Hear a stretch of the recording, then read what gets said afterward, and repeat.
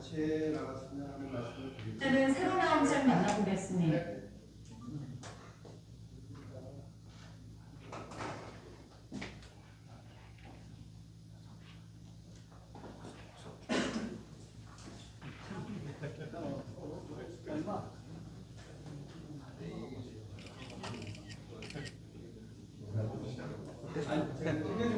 됐어, 찍었어요. 시간이 거의 다 됐으므로 시작하도록 하겠습니다. 먼저 오늘 6회차 12번째 강의입니다. 홍봉도 장군의 사관과 지도실이라는 주제로 이제 강의를 시작할 건데요.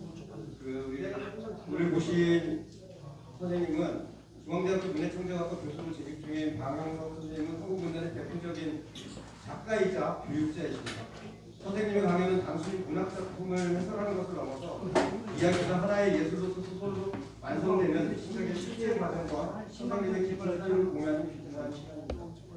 또한 이야기가 속는성, 그리고 이야기를 깨우면서 다시 꿈꾸는 재주, 앞으로 문화수도의 꿈을 키워가는 재주를 위한 선생님의 강연은 이 재주를 위해서 큰 힘이 되리라 믿어 쉽지 않습니다. 여러분의 환영의 박수로 선생님 모시도록 하겠습니다. 힘찬 박수 부탁드립니다. 여기서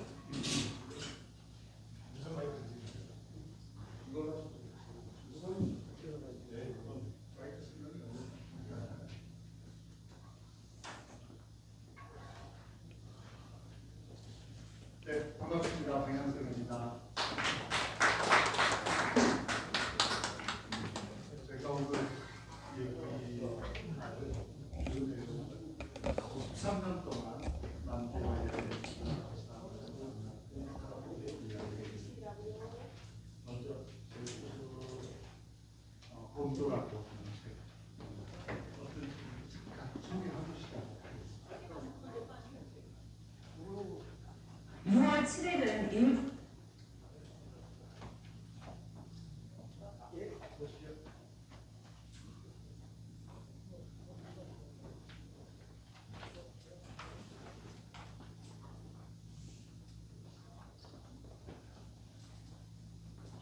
에 맞서 승리를 거둔 봉오동 전투가 일어난 날인데요. 총 한 자루로 임자에 맞서 싸운 홍범도 장군과 조국 독립을 위해 몸바친 이들의 이야기를 담은 방현석 작가의 장편 소설이 나왔습니다. 김석 기자가 소개해드립니다.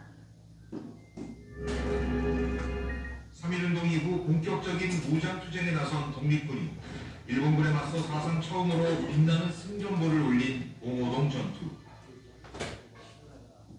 봉오동 전투의 영웅이 된 홍범도 장군은 그날 독립군의 총사령관이 아니었습니다. 머슴의 자식이라는 가장 낮은 자리에서 조국 독립이라는 가장 높은 꿈을 위해 기꺼이 총을 든 조선의 포수. 가장 오래 싸우고 가장 많이 이겼지만 그 어떤 대가도 바라지 않았고 계급과 노선, 이념을 넘어 모든 사람을 오직 사람으로 대했던 홍범도. 13년 전부터 필생의 작업으로 홍범도 이야기를 준비해왔다는 방현석 작가가 주목한 건 영웅 홍범도가 아닌 인간 홍범도였습니다.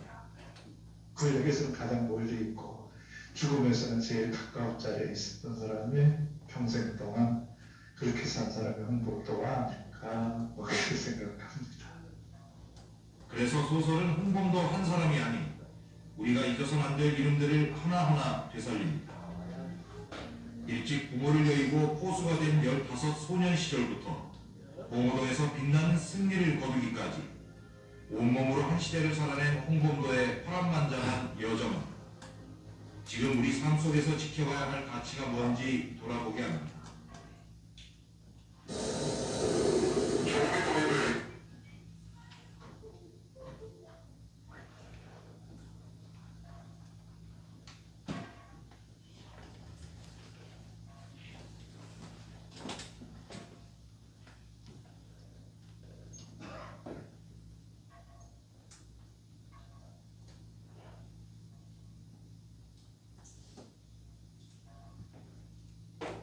제가 이 소설을 쓰기 시작한 15년 전인데요. 저희 아버님이 안주에서 사셨어요. 어느 시절. 저희 고향이 일산인데 아버님께서 자주 나는 14살 때 혼자서 만주 왔다 갔다 합니다. 그때 기차 타고 만주 갈 때 소미불 한 채 사서 가면 기차 값이 나왔던 8년 만주에서 뭐 그런 얘기 만주 얘기 자꾸 하셨는데 제가 한 번도 귀담아 듣질 않았어요. 남의 얘기를 쓰려고 열심히 취재하고 조사하고 인터뷰하면서 정작 우리 아버지 얘기는 한 번도 귀담아 듣지 않았어요. 뭐 세상에 아들들이 다 그 모양이잖아요. 아버지 인생에 아무 관심이 없죠. 저도 그랬습니다. 그래서 몇 개월을 들어서 아버님 관련해야 제가 정식으로 인터뷰하려고 노트 하나 준비해서 인터뷰했는데 몇 번 못하시고 돌아가셨습니다. 그래서 제가 그 노트 들고 아버님이 살았다고 하는 주소가 있는 곳에 가봤어요. 갔더니 그게 저 1번이 있는 서간도였어요. 유학원. 그게 신흥 무관학교가 무너졌던 곳이었어요. 저는 그 신흥 무관학교를 근처로 갔던 2천여 명의 독립군관 의 삶을 추적해서 굉장히 놀라게 되었습니다. 그리고 저 2번이 있는 곳이 봉오동 증살리 전국지가 있는 북간도입니다. 저 북간도가 그저 밑에 있는 왼쪽 밑에 있는 3번 남만주 저 유신 감옥이 있고 대전 거기에 있는 곳이죠. 저 유신 감옥에서 안중근 참모중장이 처형당했고 신초 선생이 옥사했고 이회영 선생이 고문당해서 죽었던 곳이었습니다. 저것을 답사하면서 저는 전율을 했습니다. 우리 역사는 어떻게 이토록 대단했던 한일 무장 투쟁사를 철저히 지우고 덮어버릴 수가 있었습니까? 우리 문화는 대체 이 눈물겹게 아름다운 사람들의 이야기를 외면하고 지금까지 뭘 써왔던 것입니까? 대학교 문해창작학과에서 학생들에게 어떤 사람의 이야기를 어떻게 다뤄야 하는지를 가르치면서 살아온 저를 너무나 부끄럽게 만드는 사람들의 이야기가 제게 말을 들어왔습니다. 그렇게 시작한 이야기를 1913년이 이끌었습니다. 지난 광복절날 명색이 대한민국 독립기념관 관장이라는 자가 우리 독립은 연합군의 승리로 얻은 선물이다. 이런 반발을 했습니다. 그런데 문제는 그 자만이 그렇게 생각하는 건 아니다. 많은 사람들이 또 그렇게 생각하고 있다는 사실입니다. 우리는 프랑스 레지스탕스 운동 굉장히 대단하고 건사한 것처럼 여기면서 우리 항일 무장 투쟁사는 없던 것처럼 독립은 주선주라는 사람 많습니다. 천만에 많습니다. 프랑스 레지스탕스 운동 대체 몇 년 했습니까? 고작 4년 했습니다. 우리 항일 무장 투쟁 40년 했습니다. 1920년대만 만주와 연해주에 있었던 독립군 부대가 200개가 넘었고 독립군 1만 명 이상이 들어왔습니다. 1920년만 국경 전투 교전이 1,500개가 1926년에도 760회가 있었다고 일본군 기록에 40년 동안 단 하루도 멈추지 않고 항일 무장 투쟁을 계속했던 나라가 대한민국. 전 세계 식민지 독립 투쟁사에서 전쟁사에서 대한민국을 능가한 나라가 없습니다. 그 항일 무장 투쟁의 첫 번째는 1905년 을사늑약으로 국권을 빼앗길 때부터 시작되었습니다. 그때부터 의병 투쟁이 시작되었고 그 서장에 있는 사람이 바로 허위 선생입니다. 허위 선생은 대한제일평의원 원장이었습니다. 지금으로 하면 원장설. 대법원 원장설이었습니다. 그 대법원 원장설이가 나라의 국권을 잃게 되자 항일 무장 투쟁에 나섰습니다. 13도에서 모인 어병들은 13도 창의군을 이끌고 양주에서 한양으로 진공작전에 나섰습니다. 그 선두에 섰던 군사장이 바로 대한평의원 원장 서리 허위선생입니다.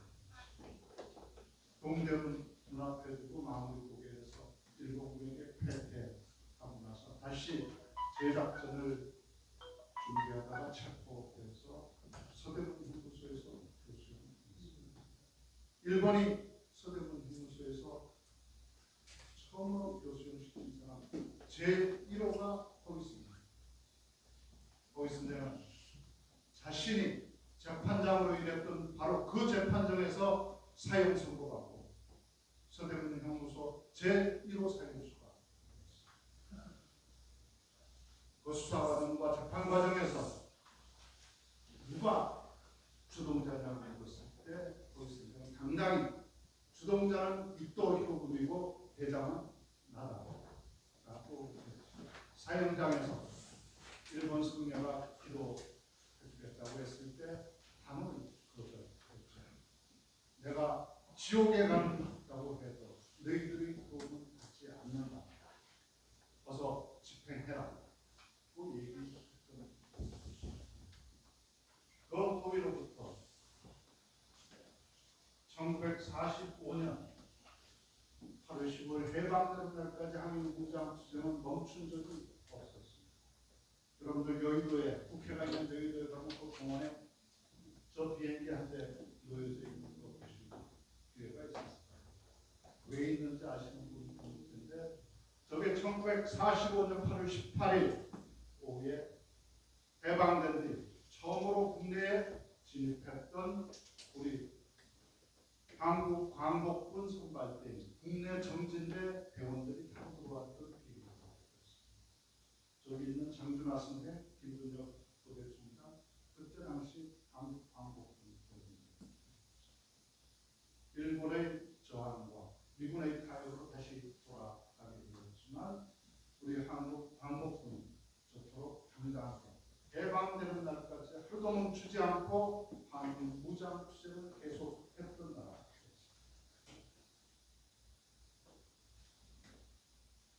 이 항일 무장 투쟁에는 우리 남성들뿐만 아니라 여성들, 노인, 아이들까지 다 무장 투쟁에 나섰던 나라입니다.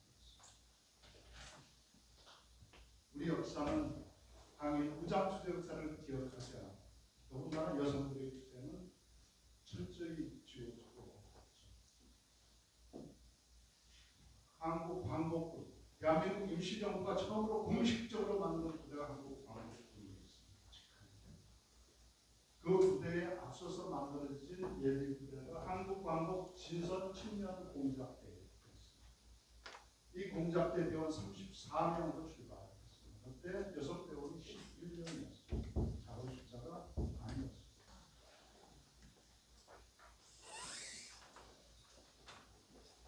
저기 있는 지복경, 지청천 장군을 많은 사람들이 기억하는 지복경은 아는 사람이 됩니다.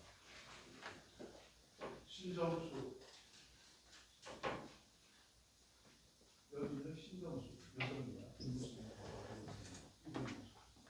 오감씨, 오희용, 이들은 16살, 14살 때 독립군이 된 사람, 무장투쟁에 나섰습니다. 지복경은 아버지 지청천이 일본군이었습니다. 일본 육사 26기들 중에서 대한민국 임시정부가 수립한 무장투쟁에 협조하라고 했을 때 유일하게 일본군 탈영해서 신흥무관학 갔다 왔던 그 서간도 신흥무관학교에 가서 교관으로 독립군 간부를 양성하고 서로 군정서 총사령관이 되어서 청산리 전투에 나섰던 사람이 바로 지청천 장군입니다. 그 지청천 장군이 일본군 급사 26기로 졸업하고 중위로 공모하다가 항일 무장 투쟁에 뛰어들기 위해서 탈영하고 만주로 갈 때 저 지복경, 이건 지복경이 핏덩이였어요. 돌도 안 된 저 핏덩이를 놓고 만주가 아버지 찾아서 만주 갔습니다. 이 이야기를 지복경 선생님이 인별내라는 책에 써놨습니다. 만주에 갔을 때 8월 20일 되면 만주에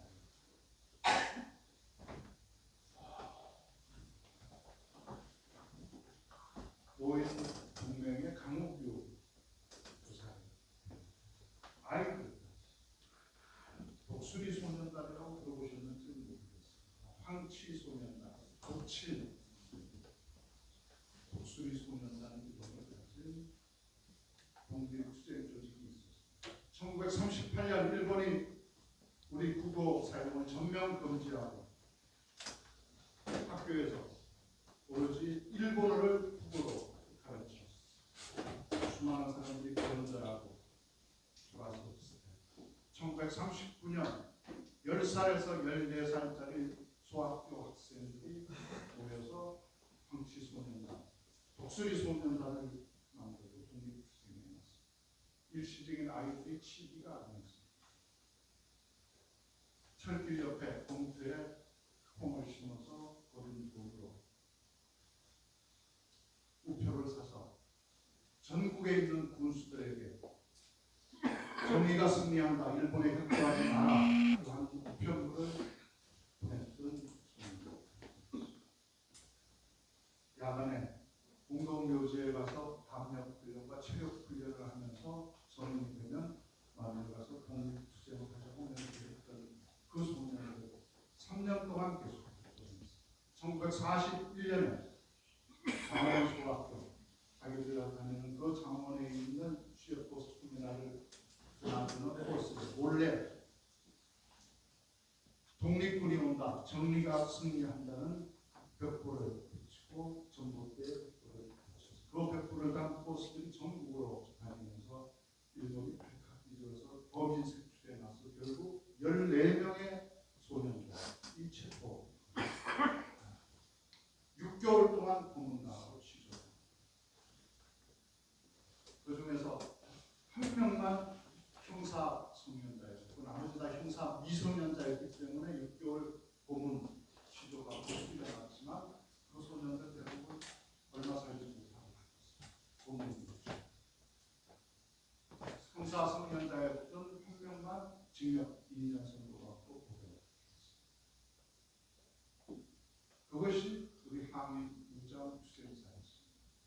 세계 어느 나라에서 이보다 더 사랑스럽고 당당 아이에서부터 노인까지 남자 여자 할 것 없이 이회영 선생 가면 전 재산을 팔아서 온 가족이 합니다. 이상남 선생 허위만 다 했습니다.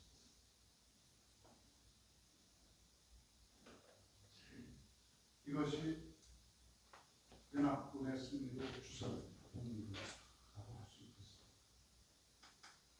제가 만주에 가면 꼭 가는 곳이 있습니다. 15만 원 탈취 기념비.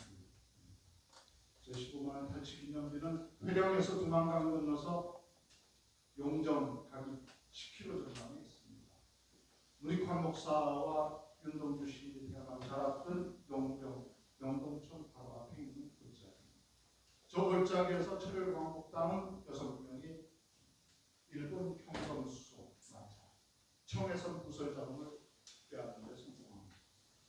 1919년 3월 운동이 일어난 다음에 조선의 청년들이 물들듯이 만주와 연해주로 무장투쟁을 만세운동만 가지고는 나라를 되찾을 수 없다. 무장투쟁을 통해서 나라를 되찾자는 청년들이 만주와 연해주로 갔지만 결국 싸울 무기가 없었습니다.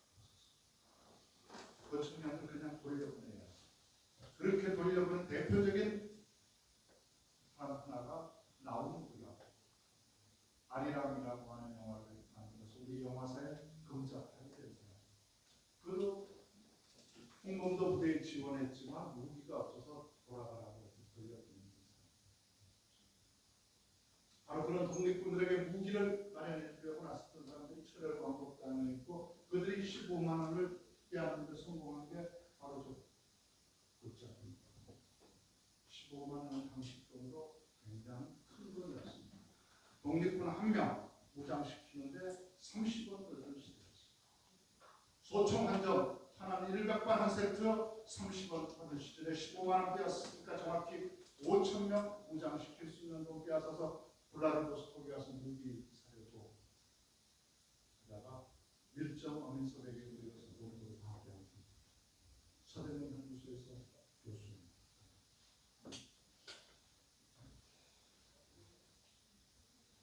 그 철을 광복다는 것 교수연당한 나라 중에 제일 막내가 한상호가 있었습니다. 20살 나이로 경기도에 있는 와룡동 소학교 철교사였던 그는 저 작전에 들어갔다가 청진 입시법원에서 무기징역 선고받았습니다. 다른 공범들 다 사형 선고받을 때 가장 나이가 어리고 가장 정도도 낮았기 때문에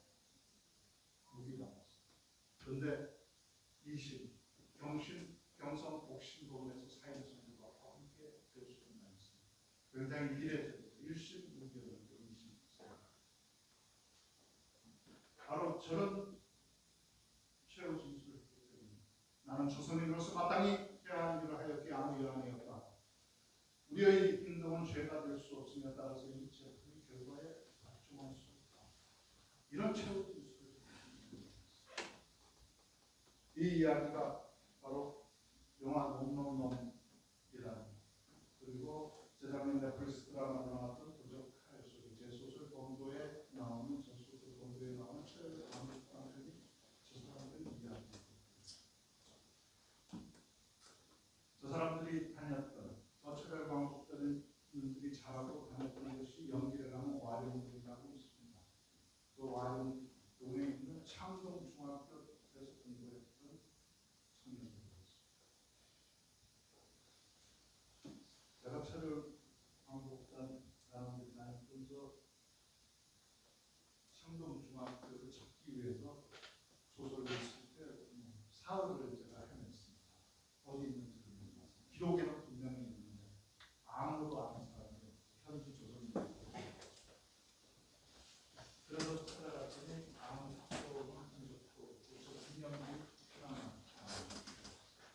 저 김영기 이름이 이렇게 써 있습니다. 청동도가 원장 오상건 이근철 남성원사 신홍남 홍만 이진호 군대체 서성건 문경 10여를 규묘비를 요양하셨다. 위대하도다 스승의 전에 아름다워라 창동이여. 창동학교에서 배운 200여 제자들은 잊지 못할 스승의 그 몸이 이비에 새겨 칭송한다.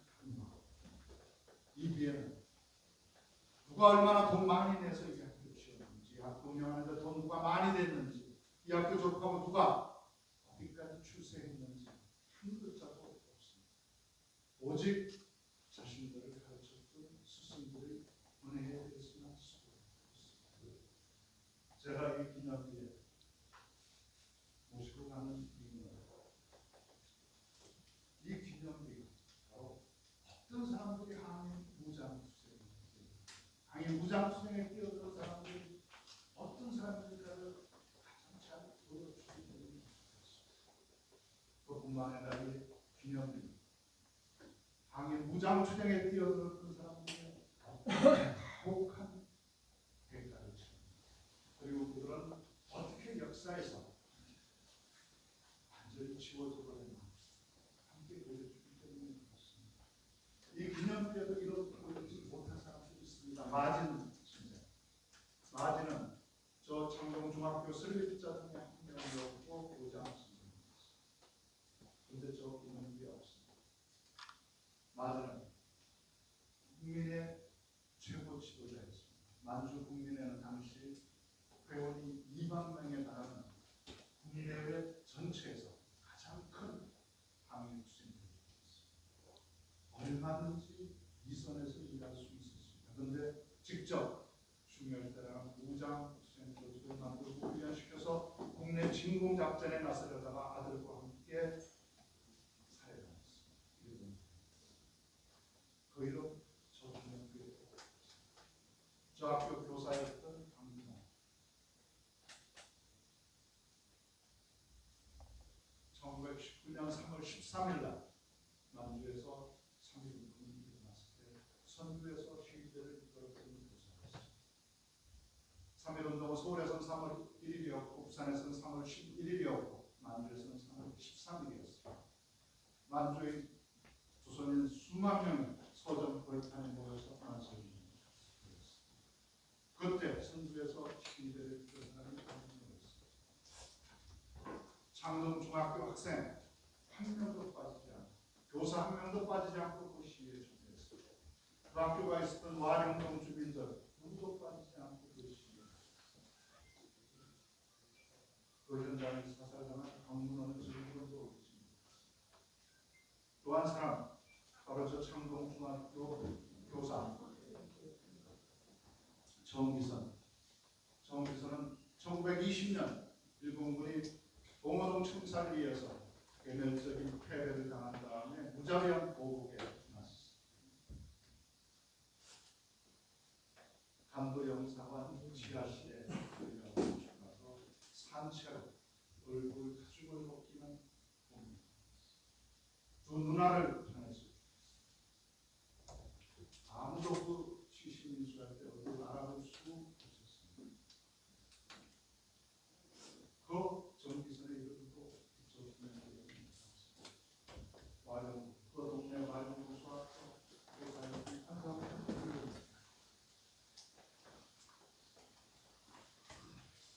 그들 그렇게 가혹한 대가를 치르고 어떤 기억의 보살필도 받지 못한 채 우리 역사에서 사라졌습니다.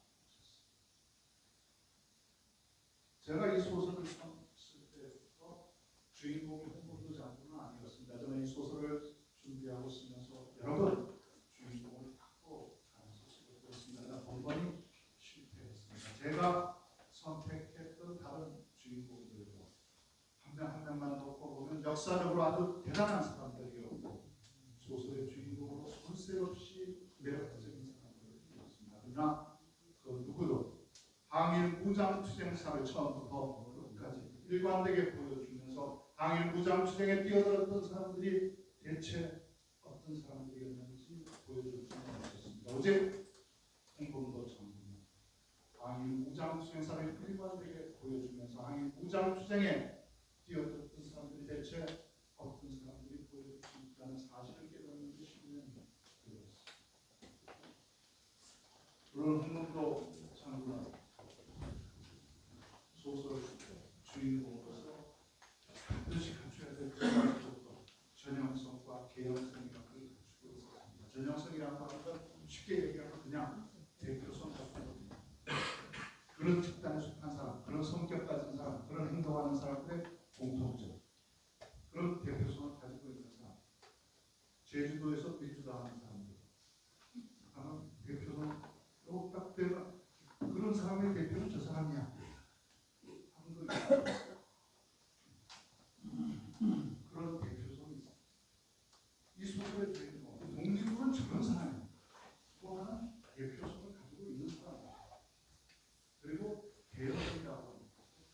그 사람은 어떻게 그렇게 평생 변하지 않고 무장투쟁을 남들 다 연전연패할 때 어떻게 연전연설이지?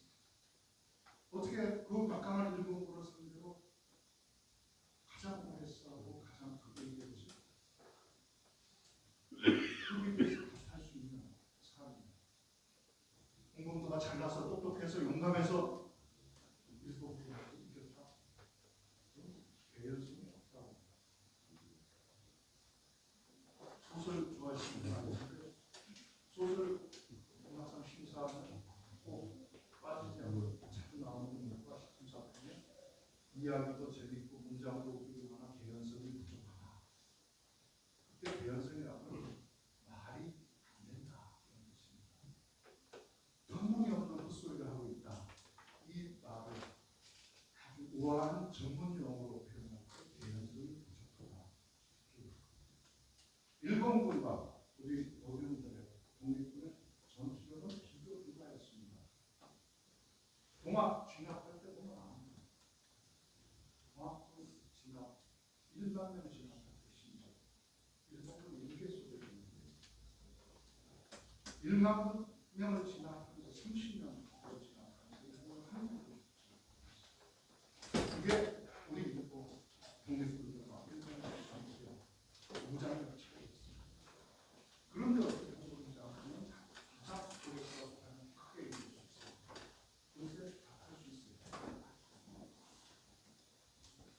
그리고 무엇보다 믿을 수 있는 사람. 세상에 유능하고 똑똑한 사람은 많죠. 우리 세상에 내란에 가담하고 똘똘마니가 된 자들이 안 똑똑해서 그렇습니다. 무능해서 그렇습니다. 유능하고 똑똑한 사람 많지만 믿을 수 있는 사람 많지가 않죠. 아무리 유능하고 똑똑해도 믿을 수 없는 사람에게 일 맡깁니다. 믿을 수 없는 사람과 일하면 반드시 나중에 낭패해요.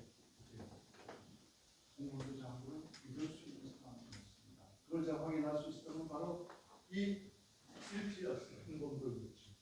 홍범도 장군은 자신의 파란만장했던 생애를 저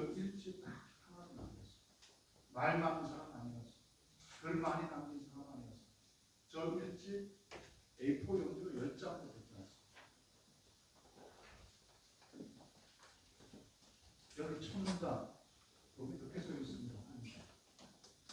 고려 평양 서문안 문열사 앞에서 탄생해서 7일 만에 어머니가 죽고 남의 젖을 먹고 자랐다.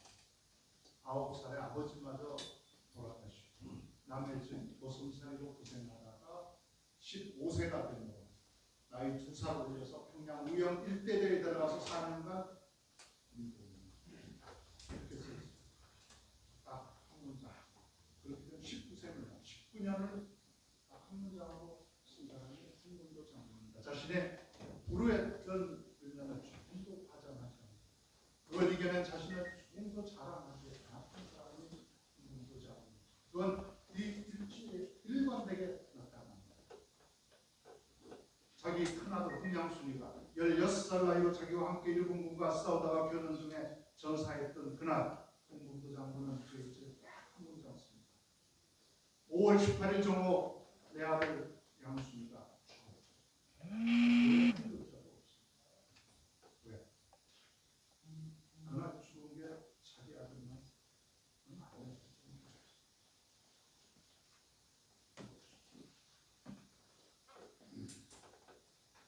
홍범도 장군은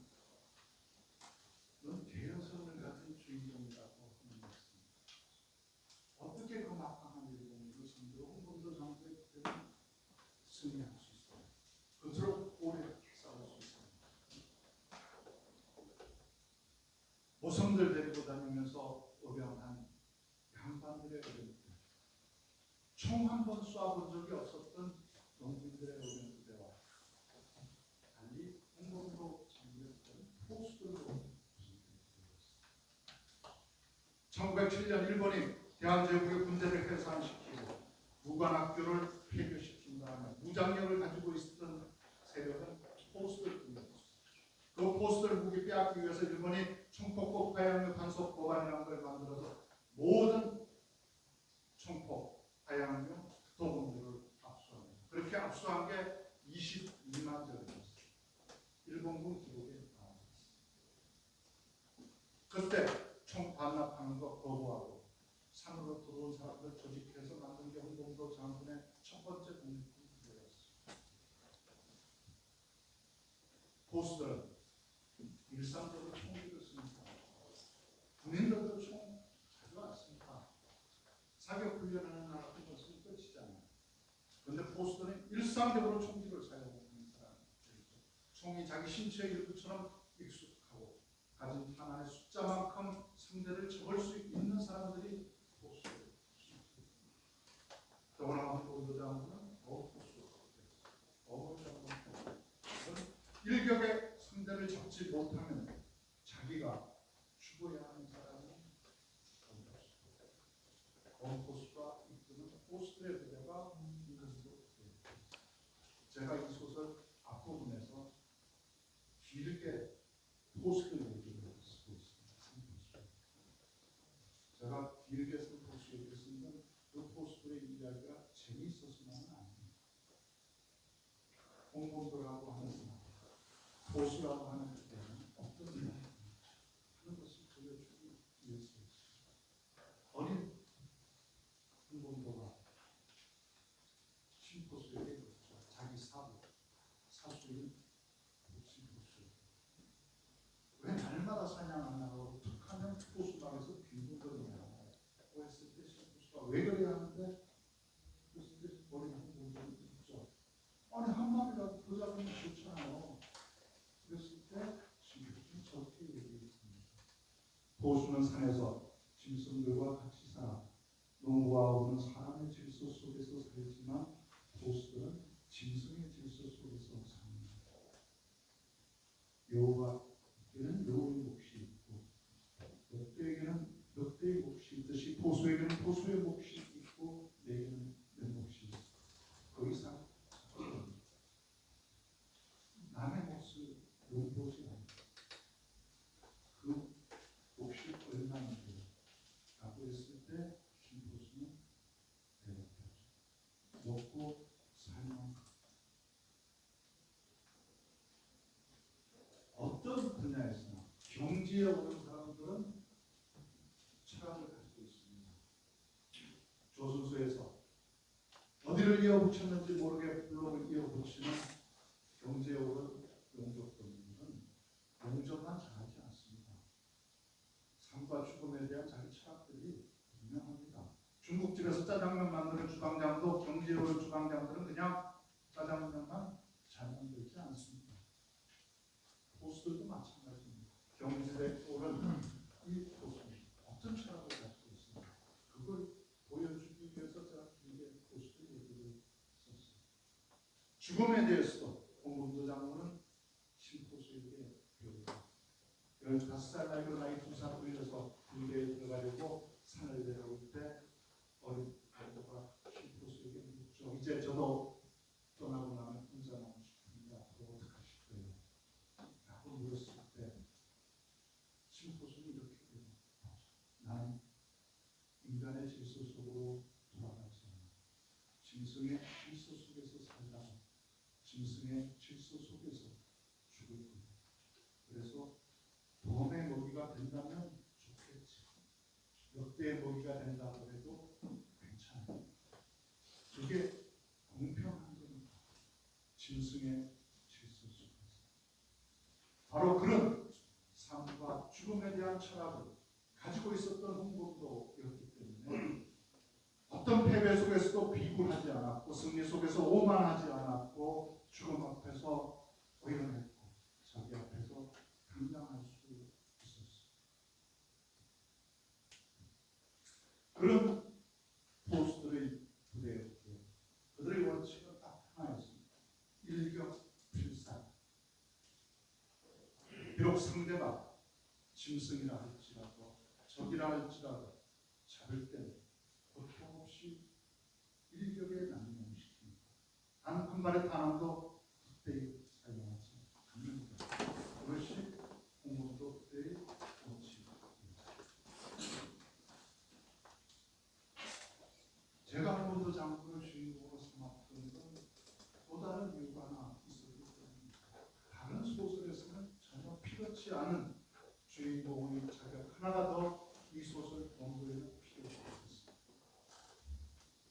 주인공의 자리를 양보할 줄 아는 주인공이 필요했습니다. 만주와 연애주에서 이름도 남기지 못한, 시신도 남기지 못한 채 무덤도 없이 사라진 그 수많은 항일무장 투쟁 전선의 전사들을 주인공으로 만들어줄 줄 아는 주인공이 필요했습니다.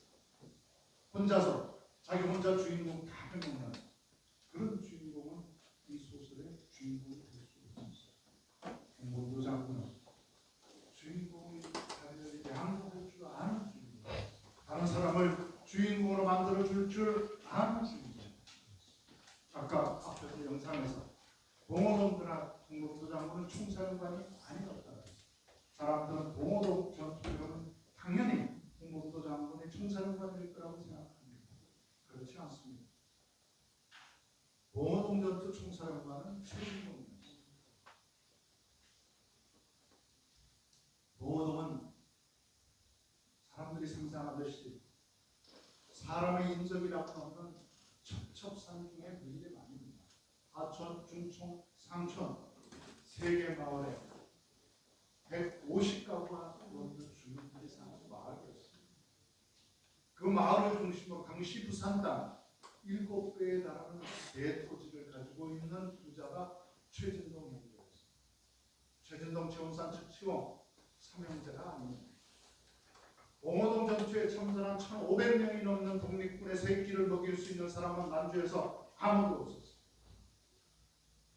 홍범도 장군은 봉오동 전투에서 기꺼이 자기가 가지고 있던 대한독립군 총사령관직 내려놓고 최진도를 총사령관으로 추대했습니다. 자기보다 나이도 딱 전투 경력도 일치합니다.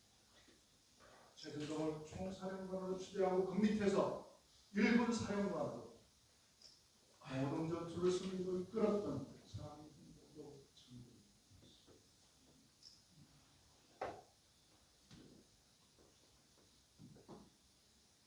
그리고 무엇보다 홍범도 장군은 문학적인 사람이었습니다.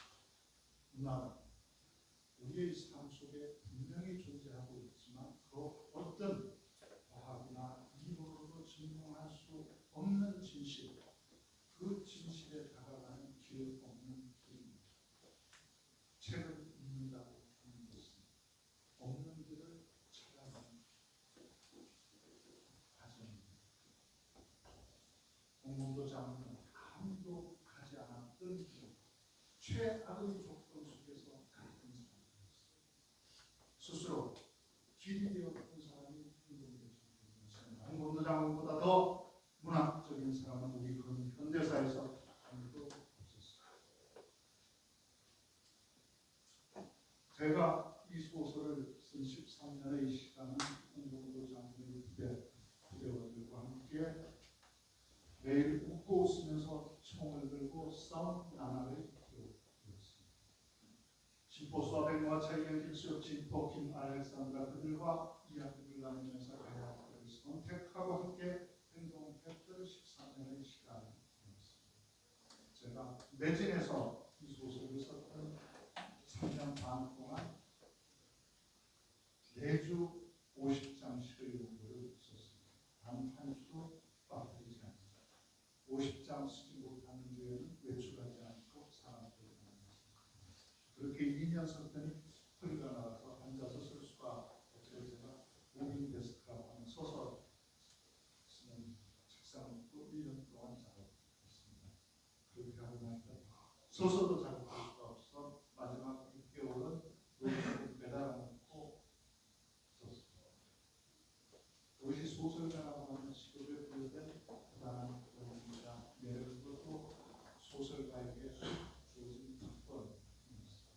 그렇게 작업한 시간입니다. 13년의 시간은 저에게 항일 무장투쟁 전선의 종군 작가로 사는 시간이었고 홍범도 부대원으로 사는 시간이었습니다. 저는 어떠한 인물도 남의 힘으로 쓰고 그렇지 않은 단 한 발의 탄환도 헛되이 쓰지 않는 포스트의 이야기를 쓰기 위해서 저에게도 원칙이 필요했습니다. 단 한 문장도 헛되이 쓰지 않는. 그래서 어떤 분이 적이라 할지라도 악당이라 할지라도 밀정이라고 할지라도 심장 뜨거웁니다. 서로 그렇습니다. 이유가 용기가 뜨겁다. 그래서 그 소설에 나오는 대표적인 친일파 박상준이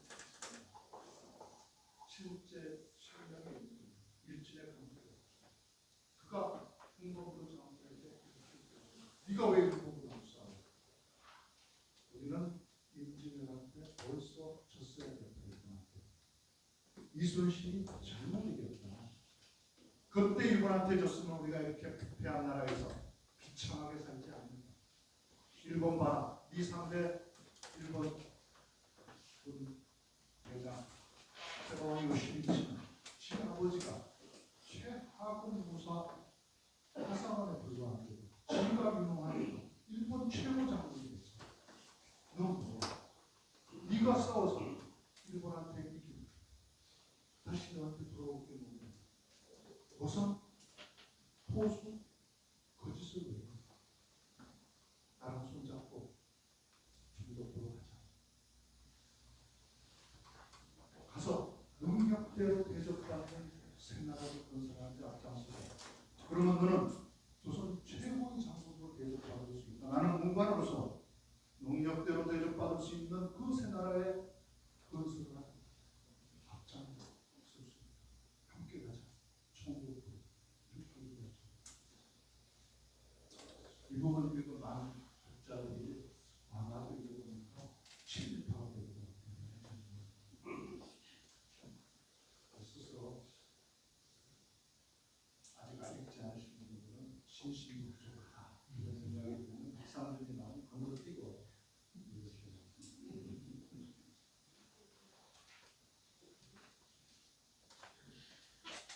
제가 저 15만 원 배치했는데 참고 중학기념회에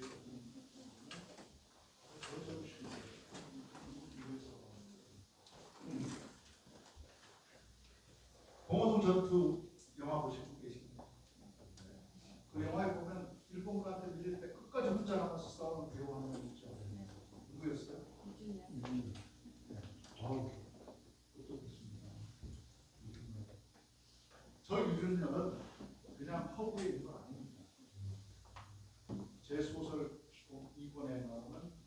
대장급 분대장 이화일 대역을 맡은 사람이 있습니다.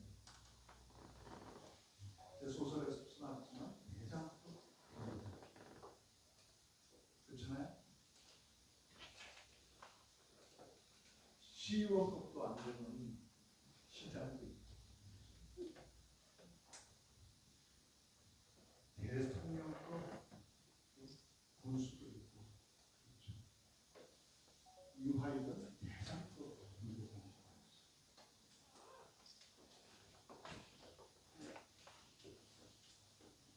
이화일이 보여준 그 정신은 독립군의 정신입니다. 나를 희생해서 우리를 지킨다. 독립군의 정신. 우리 독립군은 어떻게 금박한 일본과 상대로 40년을 버틸 수 있었어요. 밀릴 때마다 누군가 죽어주면서 끝까지 싸웁니다. 그동안에 본대는 퇴각해서 대우를 정지하고 다시 다음 전투에 나설 수 있었습니다. 그렇게 밀리면 또 누군가 남아서 끝까지 죽어주면서 우리를 지켜. 그렇게 나를 희생해서 우리를 지켜. 우리 독립군이 희생해서 우리 나라를 우리 동포를 지키려고 했던 것이 독립군의 중심이었습니다. 1980년 광주 도청에서 전두환 반란군에 맞서서 끝까지 싸웠던 시민군들이 싸워서 이기려고 생각했고 거기만 싸웠습니다. 나를 희생해서 우리가 희생해서 대한민국 민주주의를 지키고 바로 그것이 독립군의 정신입니다.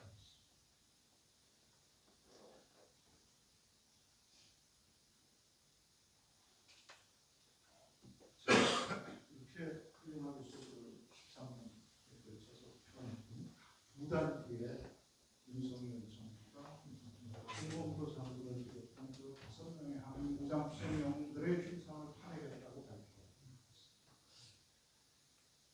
저 흉상 국사에 세울 때 육사는 저렇게 얘기했습니다. 독립군 정부가 실탄도 제대로 갖추지 못하고 싸웠지만 이들의 희생으로 탄생한 우리들 무장을 완비하고 나라를 지키고 있음을 기억하고 다시는 누구도 넘보지 못할 우리 군의 간성을 양성하는 상징으로 삼깁니다. 그리고 저 흉상은 우리 대한민국 국군 장병들이 사용한 탄환 5만 발을 수거해서 독일 300kg의 봉으로 만듭니다. 저걸 파내고 우리 군의 창설과 발전에 직접적인 공로가 있는 사람들을 이분들은 우리 군의 창설과 발전에 직접적인 공로가 없는 사람들이다. 그런가? 가는 데마다 콘서트를 풀어간다는 소설을 읽지 않고 저거 왜 파냐고 자꾸 물어서 제가 설명을 하지 않을 수가 없어서 이렇게 말했어요. 저 사람들은 대한민국의 첫 군인들이었고 대한민국의 이름으로 수행한 첫 전쟁의 첫 전투를 승리로 이끌었던 우리 군의 영웅들.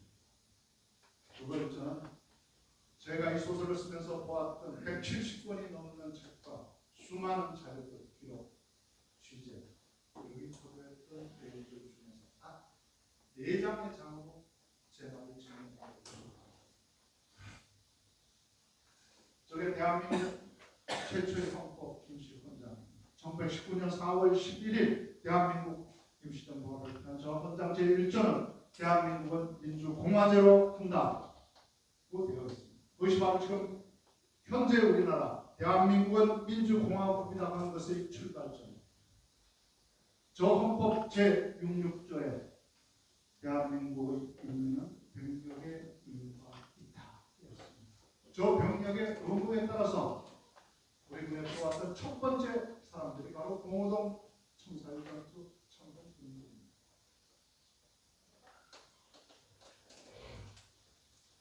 저 헌법이 발표된 그해 12월에 홍범도 장군이 낸 포문입니다. 대한민국을 세계에 선포하는 위로는 임시정부가 건국 대사를 주관하며 아래로 민주당이라의 만세를 재창하니 우리의 공전 저루할 독립군이 출동하였다. 배수의 치를 치고 일전을 보여 적의 무릎을 꿇려야 마땅하나 가벼이 한국에 나서지 못하는 것은 오직 정부의 공명정대한 선전포고를 계기하여 했다는 우리 정부 대한민국 공식 선전포고에 따라서 싸우겠다고 분명히 밝히고 있습니다. 그 선전포고는 언제나 그 이듬해 대한민국 임시정부 국무총장 노백민 장관의 이름으로 발표된 대한민국 임시정부 군부고 포고 제1호입니다. 이 포고는 중요한 대한의 남녀의 혈전의 시각 광고의 계도를 도래하여 너도 나가고 나도 나갈지라 정의를 위하여 자유를 위하여 민족을 위하여 철과 표로서 족보를 살릴 때가 있더라. 그리고 대한민국 임시정부는 1920년 항일 독립 전쟁의 원년으로 선포합니다. 바로 그 선전포고에 따라서 첫 전투에 나섰던 사람들이 뒤에 6월 봉오동 전투에 나섰던 분들이었습니다. 그 봉오동 전투에 나서면서 홍범도 장군은 저런 출전사를 오늘 홍범도 장군의 리더십을 얘기합니다. 이게 리더십. 언제 싸워야 돼? 싸워야 하는 순간은 아니에요. 싸울 때와 싸우지 않아야 할 때를 구별할 줄 아는 것이 리더십. 대한민국 임시정부가 선전포고를 했지만 아무도 대답변에 나설 수 없었을 때 첫 전투에 나섰던 사람이 바로 홍범도 저런 출정사를 대한 독립 전쟁의 제1회전에 참전한 의원 여러분, 우리는 대한나라 조선도 아니고 홀뿐이었던 대한제국도 아닌 대한민국이 소집한 군대에 발을 들여놓은 첫 군인들이요. 이 한마디를 마지막 숨이 놓는 순간까지 명심해야 하고, 자, 모두 따라하시오. 우리가 힘을 내야. 우리가 힘을 내야. 힘 날릴 것 같아요. 다시 한번 해보겠습니다. 우리가 힘을 내야. 우리가 힘을 내야. 대한이 힘을 낸다. 대한이 힘을 낸다. 제주가 힘을 내야. 제주가 힘을 내야. 제주가 산다. 네, 물론 녹음기가 없어서 제가 확인을 못했습니다. 어떻게 하면 나가 싸우느냐고 홍보장한테 물어보고 저렇게 하면 나가 싸우다고 대로 받아 적어드렸습니다. 그렇다고 해서 제가 완전히 뇌피셜로 쓴 건 아니에요. 당시에 많은 독립군 부대가 사용했던 구호가 저 구호였습니다. 기록에도 여러 군데 남아있습니다. 물론 그때도 저 구호를 사용했을 개연성이 굉장히 높은 구호였습니다. 그리고 저 전투가 승리로 끝났을 때 독립신문 상해판 독립신문에는 저렇게 우리 군 700여 명은 포위망에 들어와 적을 kop사격으로 공격했다. 저 220여 명의 사상자를 내고 개별적 퇴조를 함에 따라 추격전을 펼쳐 현재 전투 중입니다. 이 상해판 독립신문은 그냥 신문 아닙니다. 대한민국 임시정부 기관지였어요. 그런데 이 신문은 정부 공모입니다. 저 정부 공모에서 우리 군 700여 명이라고 분명히 쓰고 있습니다. 자, 이 네 장표로 부족합니다. 대한민국 헌법에 따라서 군에 대한민국 선전포고에 따라서 전투에 나섰죠. 그것을 승리로 이끌어내요. 분명히 자신이 누구인지를 찾아. 그리고 대한민국 임시정부가 우리 군의 승리로 기록하고 있습니다. 대한민국 헌법은 임시정부의 복통을 개선한다고 분명히 명시되어 있습니다. 대한민국 임시정부의 복통을 개선하기를 거부하는 것은 대한민국 헌법을 부정합니다. 대한민국 임시정부를 인정한다면 대한민국 임시정부의 군대였던 이 전투를 대한민국 임시정부의 선전포고에 따라서 첫 전투를 첫 승리로 이끌었던 이들을 부인하는 것은 대한민국 임시정부의 복통을 부인하는 것이고 대한민국 헌법을 부인합니다. 윤석열은 12월 3일 군사적 내란을 일으키기 전에 이미 대한민국 헌법을 부정하고 대한민국 임시정부의 복통을 부인하고 우리 군의 정통성을 부인하는 역사적인 쿠데타, 역사 쿠데타를 한 겁니다. 그래서 제가 할 때 어떻게 될 것 같냐고 물었을 때 이렇게 대답했습니다. 홍범도 장군 건드려서 무슨 한자를 내가 못 봤는데 홍범도 장군하고 붙어서 이긴 자를 내가 못 봤는데 어떻게 됐습니까? 상대를 잘못 보는 처음 제가 그렇게 굉장히 화가 처음엔 다섯명 저다 타는 줄 알았어요. 그런데 이회영 선생의 손자인 이종찬 광복회장이 반박을 세게 하니까 이회영 선생은 남겨놓고 4명을 타는 줄 알았어요. 그래도 국민들이 반발이 안 가라앉으니까 4명은 남겨놓고 홍범도 장군만 타는 줄 알았어요. 참 야비하고 비열하다. 다른 사람들은 자식들, 후손들이 다 있어요. 1인 시위할 후손들이라도 있어요. 홍범도 장군은 한 명도 없습니다. 아내는 일본군에게 고문당하다가 큰아들은 자기와 함께 싸우다가 교전 중에 16살 나이로 전사해 둘째 아들 하나 남은 핏줄은 홍범도 장군 따라다니면서 만주와 연해주에서 독립군 활동하다가 길 위에서 약한 척 모습으로 죽었어. 그렇게 만만해 보이겠죠. 그러나 그들이 놓치고 있을 텐데 홍범도 장군이 자식이 제일 나은 사람 5천만 우리군이 바로 그들의 자식이라는 사실을 놓치고 있습니다. 저는 홍범도 장군을 위대한 종국으로 볼 생각이 조금도 없었습니다. 다만 홍범도를 통해서 한시대의 가치가 어떻게 새롭게 출현하고 그 새로운 가치가 낡은 가치를 하면서 자신의 길을 가는지 알고 싶었습니다. 역사가 지어버린 문학이 외면한 그 길을 따라 걷다보는 것에 10년 세월이 흘렀고 제가 저렇게 무겁게 끌어들이지 않게 됐습니다. 부장 쌓아놓고 잠은 맞추면 목숨입니다.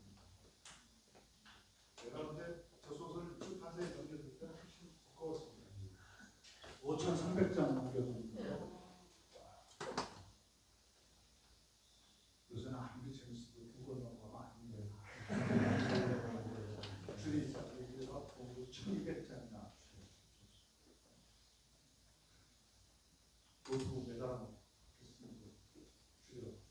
그랬더니 사람이 근데 이건 아니에요. 한 번뿐이 안 나오는 사람 이런 걸 왜 자꾸 부르냐. 그냥 그거 하면 되지.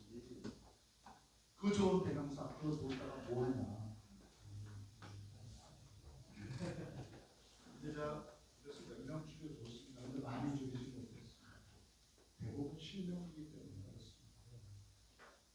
우리 역사가 아주 잘하는 일이 딱 하나 있습니다. 운명의 독립. 이름 없는 이름도 남기지 못하고 시신도 남기지 못한 채 만주와 연해주의 바람으로 흩어진 사람들 너무나 많죠. 그렇지만 이름 남긴 사람도 굉장히 많습니다. 그 이름 있는 독립군들도 다 이름 없는 사람으로 훔쳐버려온 것이 우리 역사였습니다. 저는 제 소설이 역사책은 아니지만 어느 역사책 페이지에서도 이름 한번 불러주지 않는 그 사람들, 제 소설책 속에서라도 이름 한번 새겨 놓아두고 싶었어요. 이름 한번 불러주고 싶었어요. 그래서 많이 있습니다. 제 책 내고 나서 고등학생들이 배우는 역사학에 와서 사정가지랑 비교해봤습니다. 제 소설에 나오지 않는 인물들 한 명도 없었습니다. 제 소설에 나오는 인물들 중에서 역사 교과서에 이름 불러주는 사람은 저 왼쪽에 있는 21명이 다였습니다. 저 오른쪽에 있는 사람도 어느 역사책 어느 페이지에서도 이름 한번 불러주지 않습니다. 저 사람들, 저 왼쪽에 있는 사람들보다 더 못하고 더 아름답지 않은 사람입니다. 그렇지 않습니다. 그저 맨 밑에 있는 우리 역사가 우리 역사에서는 안 될 반응자는 전력없이 없습니다. 저 사람들을 뿐이겠습니다. 제 소설에서도 이름 한번 불러주지 못한 사람들 수없이 많습니다. 이게 제 소설에 나오는 인물 지도입니다. 작아서 자라고 있는데 4분의1만 떼어놓은 게 이렇습니다. 이 지도는 제가 만든 거 아니고 대전 건설사가 어떤 독자가 그려줬다고 써놓고 있습니다. 이 사람들 모르겠습니다. 홍범도 장군이 살아서 났던 데이저 하얀색이고 죽어서 돌아오신 그때는 빨간 산입니다. 저 기부에서 홍범도 장군이 자기가 주인공이 아니라 다른 사람을 주인공으로 만들어 주려고 했던 사람들, 제가 보도를 쭉 하면서 만나서 보도를 쭉 7기 모습이었습니다. 저희가 보험 저 밑에 하천, 중천, 삼천 제가 보도를 지금까지 12번 갔습니다. 제가 아까 그 척결광복단에 다녔던 잡초 도메인에서 위치를 찾을 수 없는 창동 기념비 앞에서 마지막을 혼자 있었습니다. 소설 써서 성공하면 1000명은 당신들을 기억할 수 있게 많이는 못해 온 국민은 못하더라도 내가 소설이 좀 성공하면 1000명은 와서 당신들을 기억할 수 있게 그래서 소설 내고 나서 약간은 성공해서 지금까지 여기서 400명 정도 됐습니다.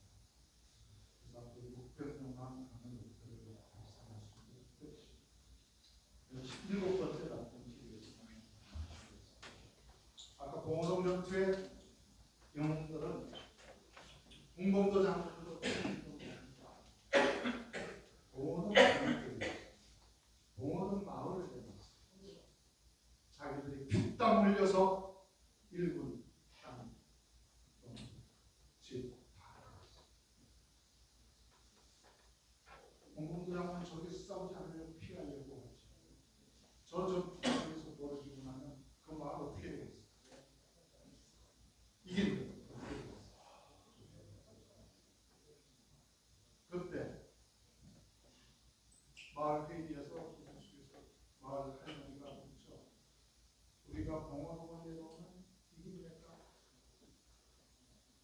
홍보부장은 대답하지 않죠. 진보 여대장이 대답. 이겨야지. 그때 그 할머니가 동네사람에게 얘기하죠. 봉화동을 내놓으세요. 대한이 이겨야지. 그렇게 해서 이긴 거죠.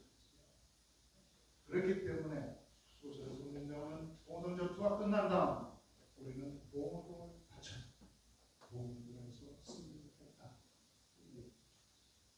봉오동의 영웅들 바로 그 우려 없는 주민들.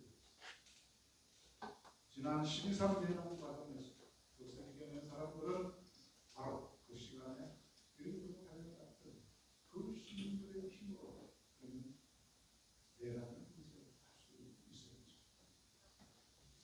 저기서 한 사람 더 봉오동에서 얘기하는 박서양이 있습니다. 박서양은 우리나라 최초의 의사였습니다. 제주만 1기로 들어가서 의사가 되었던 7명. 그 중에 한 명이 박서양이었습니다. 백정의 아들이었습니다. 그 당시만 해도 백정은 이름도 성도 호적도 없는 투명 인간이었습니다. 그가 제주만 1기로 들어가서 조선 최초의 의사가 됐던 일본 혁명이었고 고종의 을 진료하는 왕실 출리가 되었고 세브란스 의전 간호학부의 최초의 조선 교수가 그랬던 그가 봉오동 전투가 준비되었을 때 기껏 전국 의사를 참석 바로 이 사람 일제랑 여자 사이에는 두 번 쓰고 있는 이 대통령 그 사람이 박수야 공무장의 무좀 구인하지 않겠냐 박수야 구애는 가질 게 있는 사람들이 것이죠. 이름도 성도 없었던 제게 구애는 무엇이야? 그랬을 때 공무장 그래도 이건 전쟁이고 전쟁은 목숨을 걸고 하는 거라고 했을 때 박수야 저는 사는 게 날마다 전쟁이었어. 봉오동 전투가 끝나는 다음 박수야는 여기 불화통화강 건너가고 있는 가장 큰 연기의 중심각들이 구세군이라고 하는 경우는 세상을 구하는 1년에 1만 명씩 지휘했습니다. 3천 명이 무료 환자였습니다. 우리 동네권 가난한 조선입니다. 1930년대 들어서 일본의 탄압이 너무나 심해져서 더 이상 병원을 유지할 수도 없고 학교를 운영할 수도 없게 되었을 때 조용히 고향 주민들을 지우고 더 이상 자신의 뜻을 펼칠 수 없을 때 어떻게 퇴각해야 하는지 아름다운 뒷모습을 보여주었던 사람이 박서연입니다. 우리 역사책은 이 아름다웠던 최초의 의사 박서연을 쓰지 않습니다. 여기 중앙관 저 건너 북한 낮은 성공이 제가 써 있는 중국다리 저 앞에 보이는 다리가 김정은, 김일성이 러시아에 도로 친선 출병입니다. 왼쪽 아래가 러시아 삼국경 저 삼국국경에 국경 도시가 배우 도시가 바로 훈춘의 호랑이라고 부르는 사회가 바로 황병기였습니다. 황병기는 가난한 수당의 아들이었습니다. 결혼한 이듬해 만주 가서 독립군 되었고 아내도 함께 따라가서 독립군 되었습니다. 황병기는 학교 문턱에도 가본 적이 없었어요. 어깨너머로 배운 것을 일자 무식인 자기 아내에게 가르쳤고 아내 김숙경은 그렇게 배운 것을 시아버지 황우석에게 가르쳤습니다. 온 가족이 독립군이 되었어요. 그들의 아들, 딸들도 독립군이 되었어요.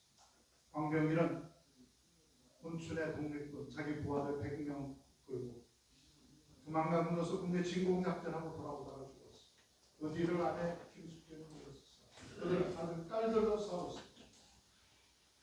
그들의 딸 저 오른쪽에 뒤에서 있는 게 황병기입니다. 저 오른쪽 아래 앉아 있는 코수염 있는 저 사나이가 철회광복단 미국에서 다 죽기는 어미석. 그들의 황정 극단 씨는 순천에서 가장 총명한 대학생이었습니다.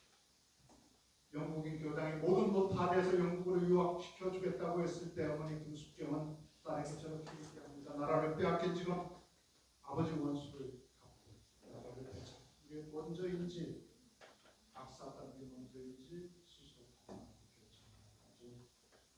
황정신은 유학 포기하고 소학교 교사가 돼서 민족 교육을 하면서 비밀 결사 조직에 들어가서 일본과 교전 중입니다. 그들의 하나뿐이 없었던 아들 황정혜도 23살 나이로 일본군과 교전 중인 전사였습니다. 그들은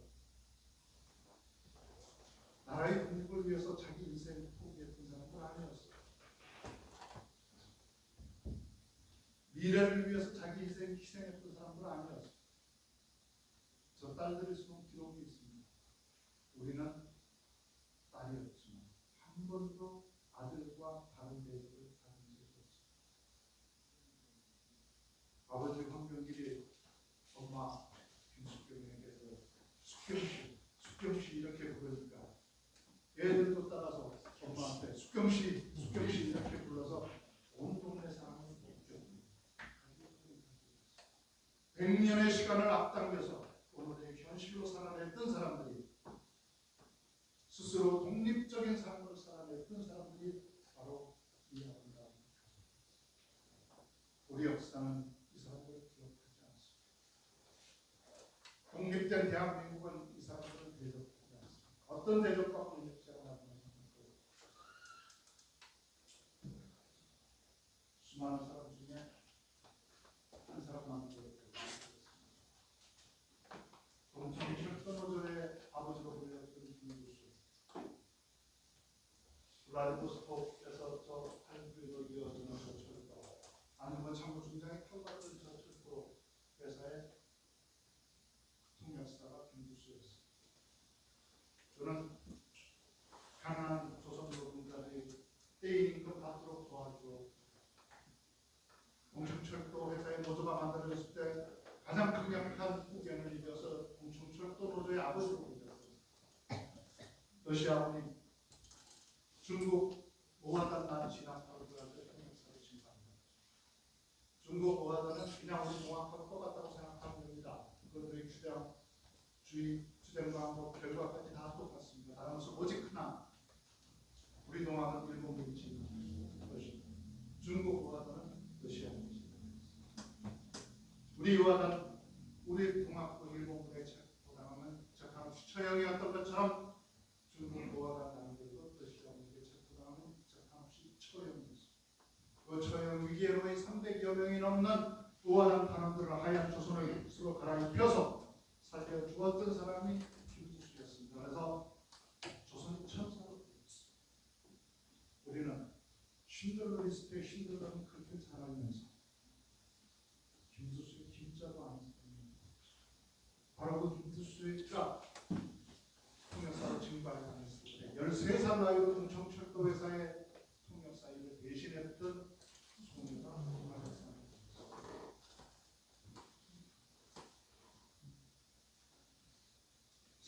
사범학교를 졸업하고 혼자 교사로 잘 살 수 있었지만 시베리아 우랄 광산 벌목장에서 일하는 우리 조선노동자들이 임금도 제대로 받지 못한 채 죄수만도 못한 강금노동을 하고 있다는 사실을 알고 블라디보스토크 한인회에서 구조단을 파견했을 때 자진해서 시베리아에 갔던 사람이 교사 김만했습니다.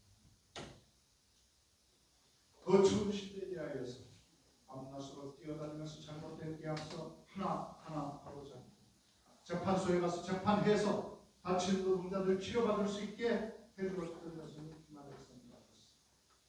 볼세비키 혁명이 일어났을 때 가장 먼저 혁명에 제1호 볼세비키, 조선민주 볼세비키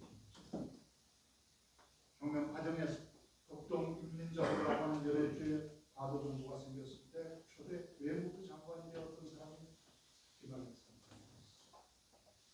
그 독동인민정부가 일본의 지원을 받는 반혁명군에 의해서 붕괴되었을 때 마지막 뒷수습을 하고 최후의 출수선을 타고 퇴각하다가 반혁명군에게 체포돼서 총살이 김만했습니다.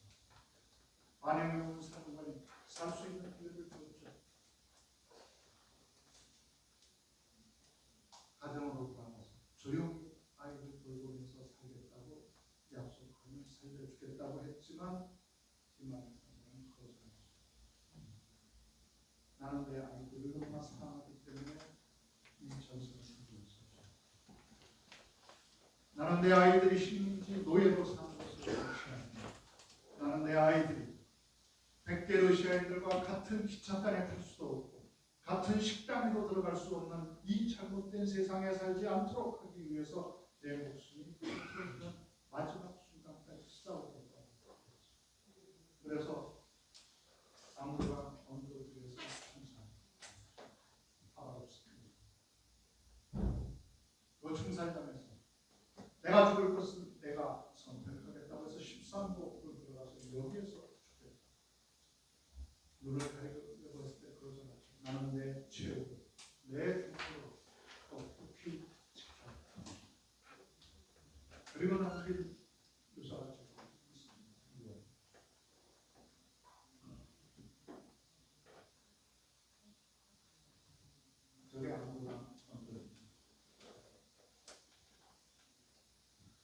제가 방금 그로니에서 여러분 제 심장에서 빼앗긴 조국 조선의 13도입니다. 조선종포 여러분 연해주에서 태어나고 자란 제가 받아보지 못한 조선 13도의 여러분 평등의 씨앗을 심고 해방의 꽃을 피워주십시오. 여러분의 자유와 권리를 위해 일해온 또 민주정부의 외교장관으로서 저희 마지막 인사를 여러분에게 전합니다. 볼세비키 혁명 만세, 조선 독립 만세. 이 볼세비키가 잘못됐습니다. 1910년, 20년대 전 세계에서 식민지 해방 운동을 지원한 나라는 소련 그 나라뿐이 없었습니다. 그들과 손잡고 싸운 게 잘못입니다. 노비의 자식으로 태어나서 연해주 최고의 부자, 사업가로 성공했던 최재형. 독립운동을 뛰어들지 않았으면 평생을 러시아 귀족보다 더 꿈꿔들면서 살았습니다. 독립운동에 뛰어들어서 일본에게 처형되었던 이 최재형. 지금까지 시체도 찾지 못했습니다. 대한제국의 마지막 외국간 유범지.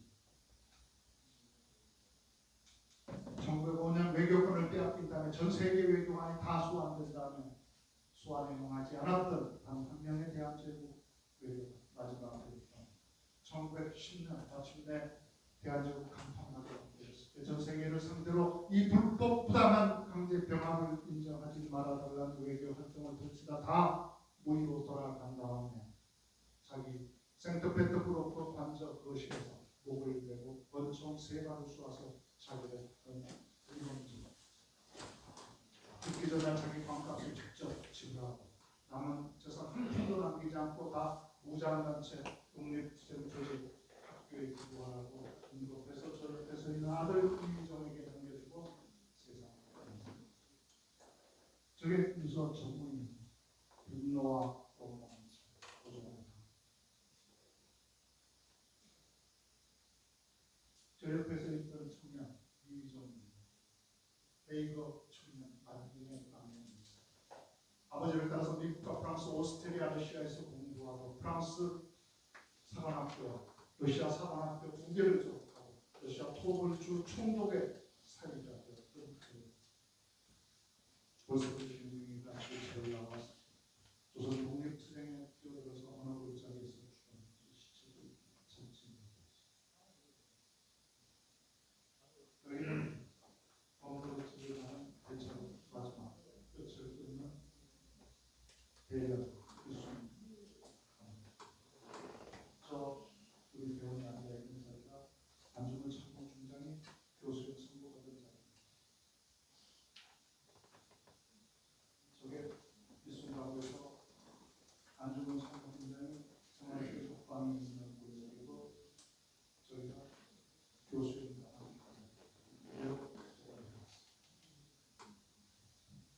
우리는 안중근 참모총장을 안중근 의사라고 불러서 안 됩니다. 의사는 민간인이 어려운 거사를 했을 때 붙여주면 아주 명예로운 붙임입니다. 그러나 안중근 참모총장 민간인 아니었어요. 군인으로 살고 군인으로 싸우고 군인으로 죽었던 사람이 안중근 참모총장이었습니다. 영화 하얼빈에 나오는 그 장면들 허구가 아닙니다. 실제 1908년 안중근 참모총장은 대한의군 우영장으로서 부대를 이끌고 두만강 그 강을 건너서 회령까지 진격하면서 다수의 인구물을 포로로 잡았지만 국제공법에 따라서 다 석방시켰습니다. 그래서 대멸적 타격을 입고 부하들 대부분을 입고 보름 넘게 쫄쫄 굶으면서 뼈만 남은 채 불라도 고속도로로 그리고 준비한 것이 하얼빈 특수작전이었습니다. 군인으로서 적의 수계를 격살한 작전이 하얼빈 작전이었습니다. 그 작전을 성공시켰고 재판과 수사 과정에서 일관되게 자신이 대한민국군 참모총장임을 밝히고 자신을 포로로 대우할 것을 요구했습니다. 그런데 일본은 포로로 인정하지 않고 암살과 테러리스트로 교수를 채웠습니다. 그는 죽을 때도 군인으로 죽었습니다. 안중근 참모총장 나는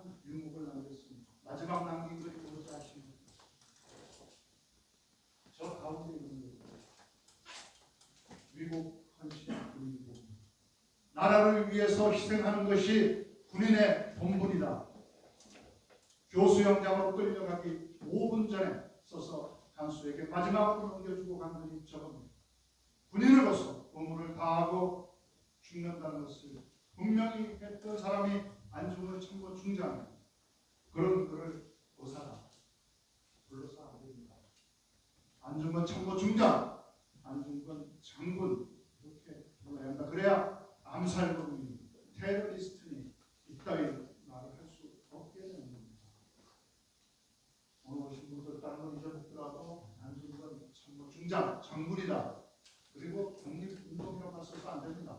독립전쟁, 항일 무장투쟁,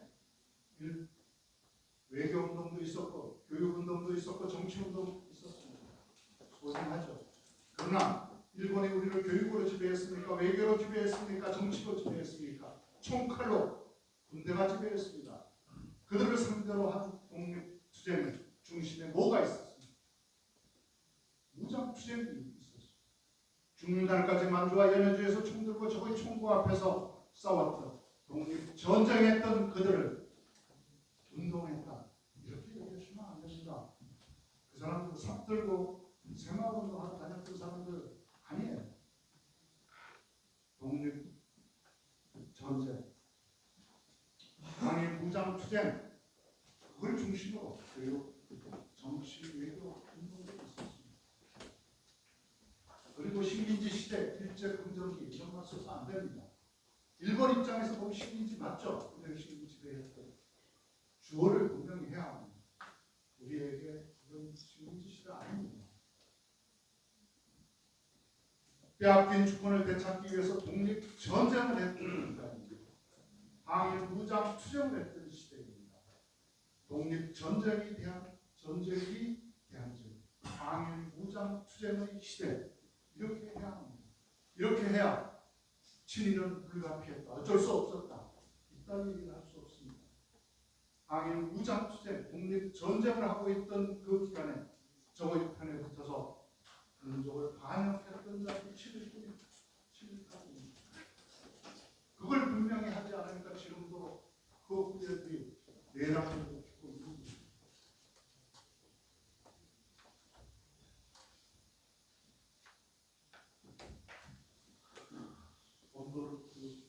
제 말이 믿기지 않는 분은 한번 저를 따라서 1000명을 채우고 한번 보십시오. 갔다 오면 달라집니다. 여기 갔다 오신 분들 좀 있습니다.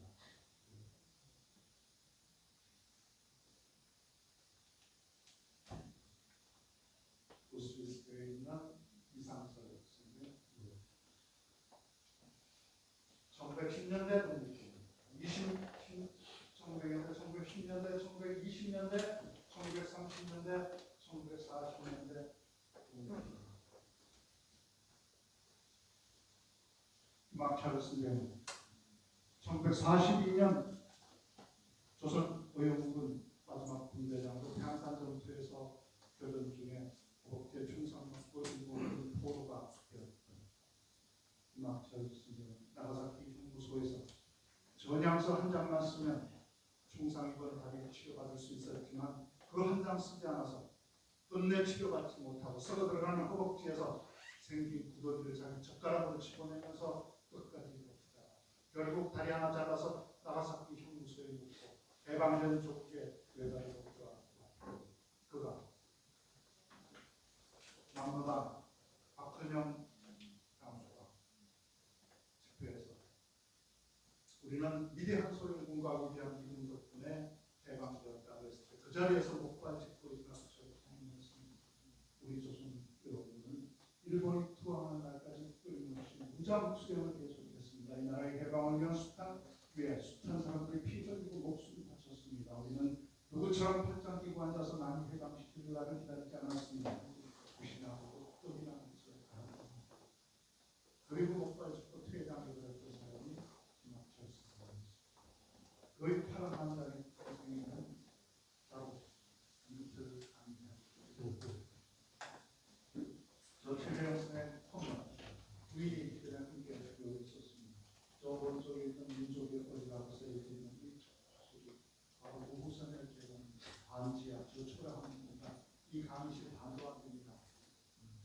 이건 지하에 묻혀있는 저 뒤에 누가 묻혀있나?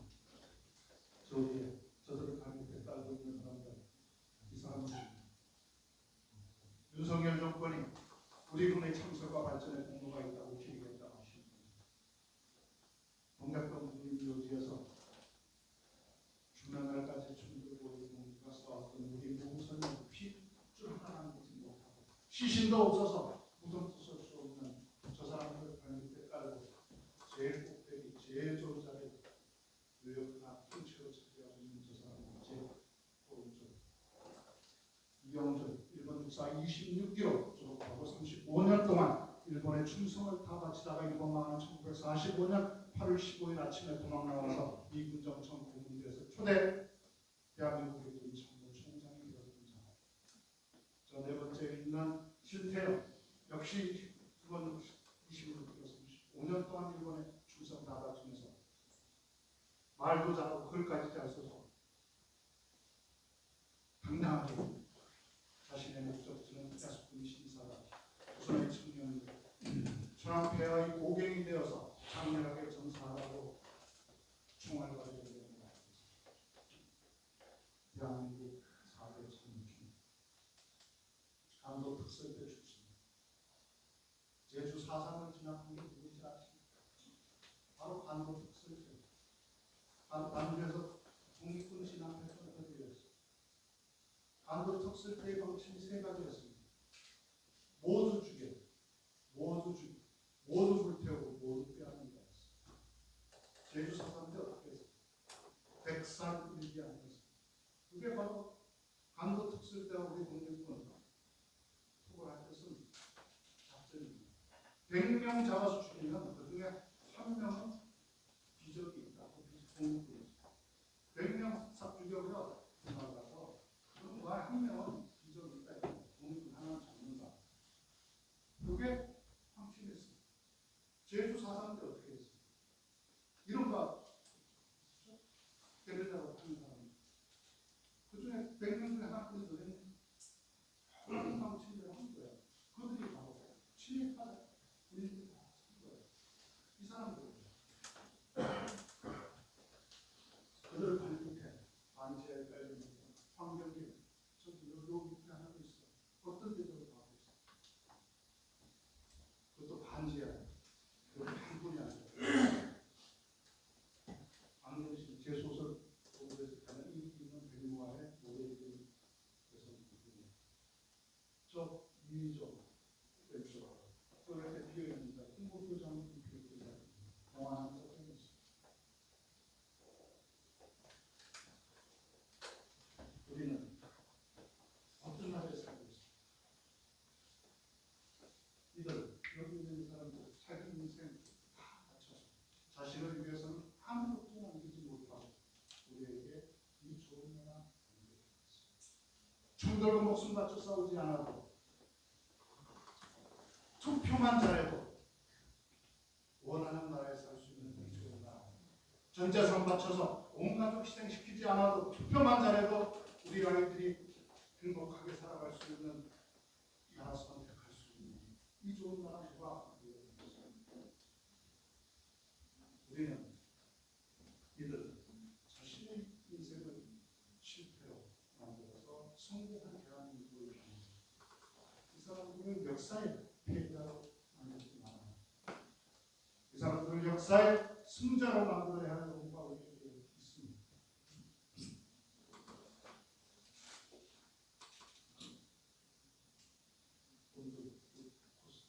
홍범도 장군이 무기 사기 위해서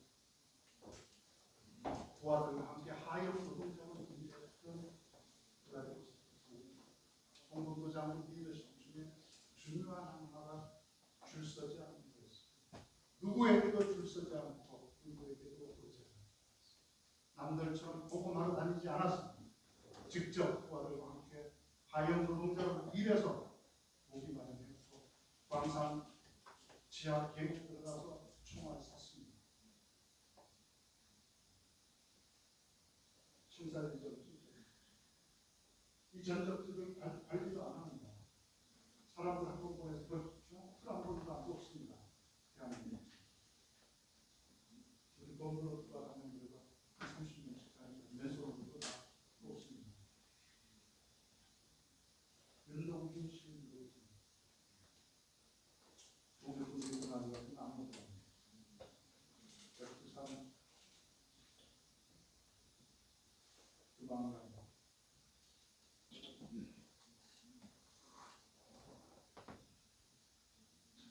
제 얘기는 여기서 마치겠습니다.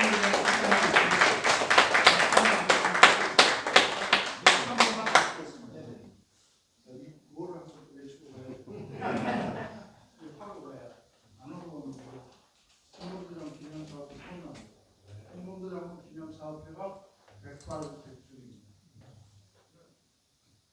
백발하면 제가 백중 세 번 했어요. 다들 읽어주세요. 백발! 백중! 일격! 필살! 제 기분 나쁘네. 이거 제가 안 쳐주지 않았다. 자, 그럼 우리 여기 영상 하나 마지막 짧고 1분짜리 준비해 주시면 제가 이 얘기는 이따 기회가 있으면 따로 개별적으로 제가 썼던 책들이고요. 마지막 홍범도 장군이 118년 만에 조국으로 뛰어났어요. 아까 그 뒤에 하나 뛰었어요. 홍범도 장군이 1908년에 두만강 건너서 많이 넘어갈 때 써놓은 일지에 나온 거 있습니다. 다시 볼 날 있으리라.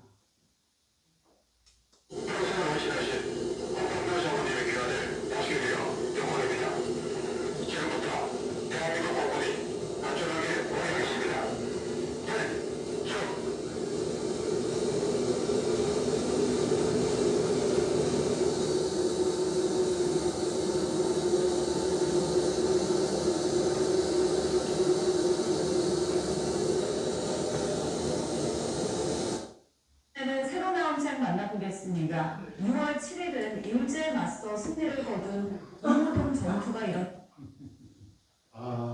어떠셨어요? 재밌었어요. 네. 제가 이제 그 선생님 작품을 처음 출간했다는 소식을 듣고 아마 제주에서 제가 한 몇 번째 안에서 이제 교원국에 구입을 하면서 이 책을 읽으면서 우리 선조들이 어떻게 싸워왔는지가 이렇게 머릿속에 쫙 펼쳐지더라고요. 그런 감동이 아마 느껴졌을 거라고 보고요. 혹여나 선생님이 말씀 중에 혹시 궁금한 점 있으신 분 계시면 시간이 좀 오래 걸리긴 했습니다만 질문하실 분 안 계실까요? 안 계시면 예. 짧게 해주시면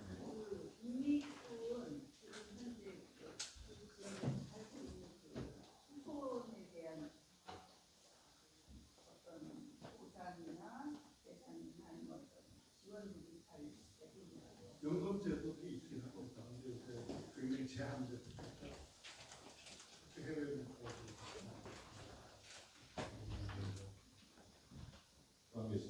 그럼 제가 귀한 분 한 분만 소개를 시켜드리겠습니다. 아까 교수님 말씀 중에 범도루트 말씀해 주셨고 제주 지역의 연대장님이 여기 와 계세요. 네. 근데 제가 지난번에 명함을 받았는데 죄송합니다. 명함을 깜빡했어요. 일어나서 자기소개 좀 부탁드리겠습니다. 연대장님 하여튼 그 범도루트 1기에 그때 연대장님도 전혀 몰랐을 때 범도 소설책을 그 독글 2권을 그 불과 이틀 만에 밤새워가면서 읽고 저는 거기에 보면 노포대장이라고 나오거든요. 노포 저격대의 분대장, 노포 분대장은 하겠다고 했어요. 그랬더니 뭐 하여튼 제주 연대장이라고 그러시는데 그건 아니고 여러분들께 정말 그 범도루트에 앞으로도 계속될 거니까 한 번쯤은 실제 이렇게 말을 듣는 거 하고 저 책을 읽고 준비물은 아무것도 없습니다. 그 책을 한번 읽고 가시기만 하면 잘 재워줘, 잘 먹여줘. 졸고 있으면 거기 일어나고 황대장님께서 계속 역사 강의를 해주시고 정말 유익한 여행이었습니다. 여러분들께도 꼭 한번 보내드리고 싶습니다. 저는 산발리에 살고 있는 정수원이라고 합니다. 제주 도민이 된 지는 20년 좀 넘었습니다. 감사합니다. 네, 감사합니다. 그 행사를 하고 계신데 정말 아름다운 행사였습니다. 한번 꼭 가보시면 좋을 것 같습니다. 우리 교수님께 뜨거운 박수 부탁드리겠습니다. 네, 감사합니다. 한 5분 정도 쉬고요. 네, 바로 아마 저 제주도에서 정책교육관님이 아마 와 계실 겁니다. 네, 그래서 제주도를 하나님과 관련된 거.